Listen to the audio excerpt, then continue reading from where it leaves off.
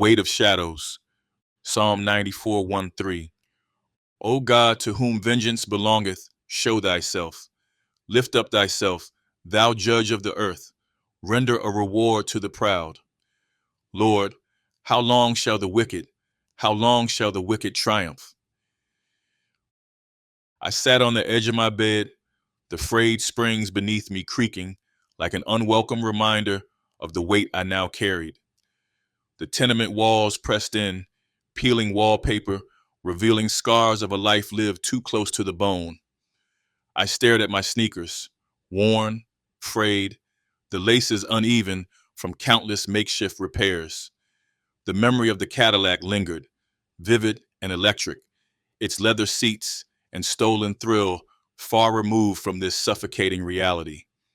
I clenched my fists, fighting the guilt that gnawed at me like a stray dog at a forgotten bone.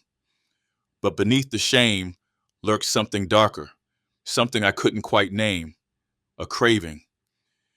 Jacob was waiting outside as the haze of the afternoon smothered the streets. He leaned against a street lamp with a cigarette dangling from his lips, his confidence a magnet for kids like me who couldn't decide if they feared him or admired him. Want a real rush? Jacob said, his voice low, taunting. He gestured toward the alley where a group of older boys loitered, their laughter sharp as broken glass. I hesitated, my feet frozen to the blacktop. In that moment, I felt the world tugging at me from two sides, the pull of excitement and belonging against the burden of my mother's voice echoing in my head, urging me to stay out of trouble. Elijah walked by, the clean-cut older boy with a book tucked under his arm and a quiet confidence that felt out of place in this neighborhood. He paused when he saw me, raising a brow at the cigarette smoke curling toward the sky. You think that's you? Elijah asked, glancing from me to Jacob with a pointed look. Then, without waiting for an answer, he walked away with the same deliberate pace, the rhythm of his footsteps a rebuke in itself. For a fleeting second, I wanted to follow Elijah, to ask what it felt like to be so sure of yourself, but I didn't move. Jacob's laugh hooked him back like a leash. My mother worked late shifts, her uniform hanging limp in the small bathroom, reeking of grease and exhaustion. At night, I'd hear her humming old rhymes under her breath as she scrubbed dishes, each note cracking under the strain of endless days. I wondered if she knew how much she carried, not just our survival, but my future, held precarious in hands worn raw. It was easier to avoid her gaze now. If she asked why I was out so often, I would lie without pause. I hated lying to her, but hated the truth more. Somehow, it felt like the streets understood me in a way she no longer could. Jacob's promises became bolder, his games more dangerous. One night, he handed me a small package, the smell acrid even through its tight wrapping. Just drop it off, Jacob said. Quick cash, easy. I stared at it, a cold metallic fear climbing up my spine. I wanted to say no. I wanted to throw it at Jacob's feet and leave, but instead, I nodded and tucked the package into the deep pocket of my hoodie.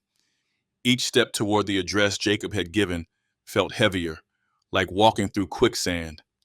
When I reached the door, my hand trembled as I knocked, and I could swear the air itself whispered, "This is the point of no return." Elijah saw me later that night, crouched on the curb, eyes glassy with adrenaline and shame. You don't have to live this way, Elijah said, his voice steady, but not unkind. I wanted to laugh, to tell Elijah that he didn't get it, that the world didn't give you choices when you were born into places like this. But I said nothing. I looked down at my hands instead, palms red from clutching the package too tightly, fingers still trembling. There was a moment, a small one, nearly imperceptible, when I thought I might say something, anything. The moment passed.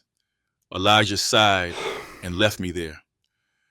On my way home, I saw a squad car parked at the end of the block, its lights bright, its presence a quiet threat.